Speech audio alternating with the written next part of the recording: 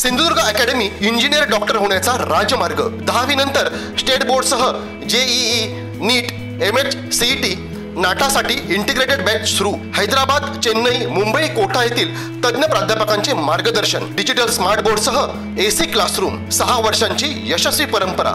आमच्या संस्थेतील 82 विद्यार्थ्यांना मेडिकल तर 134 विद्यार्थ्यांना इंजिनिअरिंगला प्रवेश। पत्ता इंद्रायणी शिक्षण प्रसारक मंडळ संचलित Pushpasen Sawant science junior college, वाडी उमरमळा, मुंबई गोवा महामार्ग, ओरोस। संपर्क 9158 83 45 87 88 10 18 53। गेले वर्षभर ज्या गोव्याला वाळू जातात, ओव्हरलोड वाळू जातात, त्याच्यावरती कोणतीही महसूल यंत्रणा काम करत नाही आहे। कारण परवा आम्हीच्या एका कार्यकर्त्यांनी एका गाडीला पण त्या पासची माहितीच्या अधिकारात मी माहिती मागितली तर खनिकर्म विभागाने त्या पास अशा प्रकारचे पास नसले सांगितले आणि त्याचप्रमाणे ज्या पासवरती आंबेरी लिहिलं होतं, आंबेरीत कोणत्याही प्रकारचा आम्ही गट वाळूसाठी दिलेला नाही असंही त्यांनी देऊन दिलं आहे।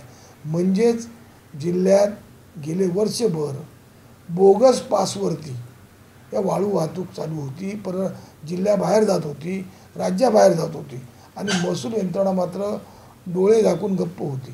तशाच प्रकारचा पडवे माझगावचे इको सेन्सिटिव्हमध्ये लोह खनिजाचं उत्खनन, ते उत्खनन उचलून हजार डंपर उत्खनन उचलून पलीकडे गेले आणि तहसीलदार म्हणतात ती आमची काम नाही, जबाबदारी ती DMOची आहे, खनिकर्म जिल्हा खनिकर्म विभागाची आहे। म्हणजे याचा अर्थ एकमेकावर ढकलून आपले फक्त खिसे भरण्याचं काम करत आहेत। त्याचप्रमाणे RTO विभाग, ज्या RTO विभागामधून ज्या मोठ्या गोव्यातून मुंबईला जाणाऱ्या, मुंबईतून गोव्याला जाणाऱ्या ज्या बसेस आहेत, त्या बसेस ह्या प्रवासी वाहतूक कायद्याखाली झालेल्या त्यांना नोंदणी दिलेली आहे, पण त्या प्रवासी वाहतूक बसमधून संपूर्ण डिकी ही मालाने भरलेली असते। कोणतेही बिल नसलेले माल त्या डिकीमध्ये असतं, GST नसलेला माल त्या डिकीमध्ये असतं।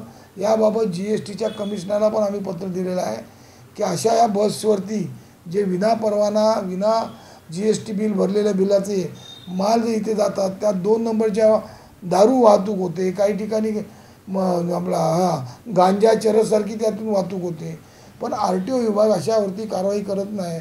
परवा आम्ही भेटल्यानंतर RTOने काही ठराविक 2 दिवस कारवाई करण्याचा भास केला, पण त्या कारवाईतून जे मूळ मुद्दे आहेत त्या मुद्द्यावरती RTOने काम केलं नाही आहे। जर 2 दिवसात 5-5.5 लाख रुपये दंड वसूल करू शकतात तर वर्षभरात आणि महिन्याभरात किती वसूल करू शकतात।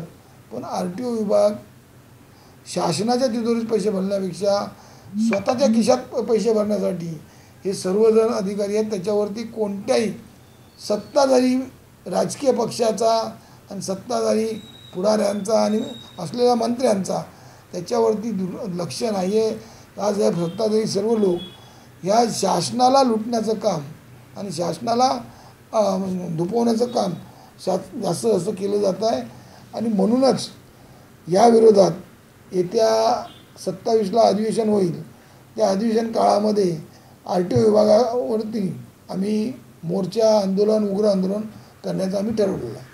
ताज्या अपडेट्स आणि ताज्या बातम्यांसाठी आजच सबस्क्राईब करा आपला Sindhudurg digital news channel. Like करा, शेअर करा, कमेंट करा आणि महत्त्वाचं म्हणजे बेल आयकॉनला क्लिक करायला विसरू नका।